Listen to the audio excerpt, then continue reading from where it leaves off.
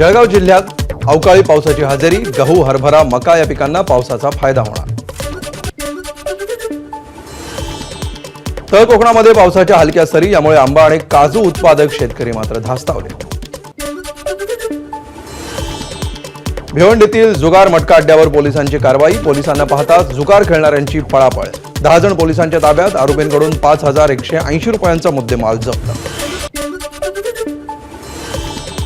जबलपूर ते इटारसी दरम्यान तरुणानं ट्रेन कोचच्या खाली चाकांजवळ बसून केला 250 किलोमीटर प्रवास। पैसे नसल्यामुळे जीवघेणा प्रवास केल्याची माहिती, तरुण रेल्वे पोलिसांच्या ताब्यात, चौकशी सुरू। जम्मू काश्मीर, हिमाचल प्रदेश आणि उत्तराखंडमध्ये बर्फवृष्टीमुळे अनेक रस्ते बंद। हिमाचलमध्ये राष्ट्रीय महामार्ग 305 वर सुमारे 1 फूट बर्फ, प्रशासनाकडून बर्फ काढण्याचं काम सुरू। केदारनाथमध्ये तापमान प्रचंड घसरलं, बर्फवृष्टीमुळे साठला 1.5 फूट बर्फ, उणे तापमानामुळे कामगारांना अडचण। जेसीबी सारख्या मोठ्या मशीनची चाकही झाली जाम।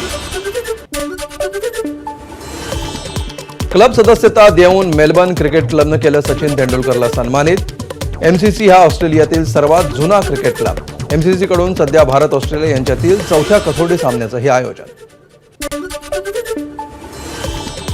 मेलबर्न कसोटीमध्ये बाद होऊन विराट कोहली मैदानातून बाहेर पडत असताना ऑस्ट्रेलियन खेळाडूंनी त्याची हुरियो उडवली, तर पॅव्हेलियनमध्ये जाताना चाहत्यांच्या बोलण्यानं विराट संतापला।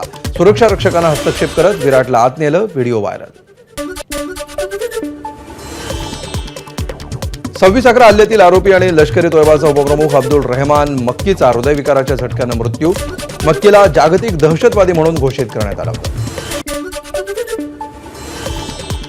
बॅडमिंटन खेळाडू पी.व्ही. सिंधूची तिरुपती मंदिराला भेट, लग्नानंतर पी.व्ही. सिंधूनं घेतलं तिरुपती बालाजीचं दर्शन।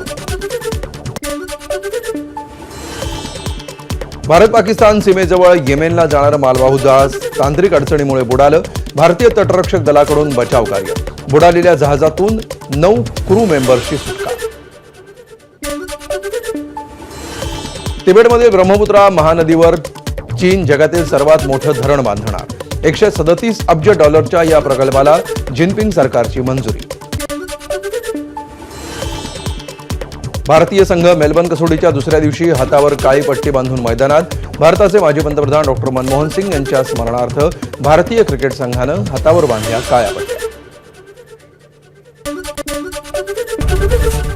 एबीपी माझा, उघडा डोळे बघा नीट।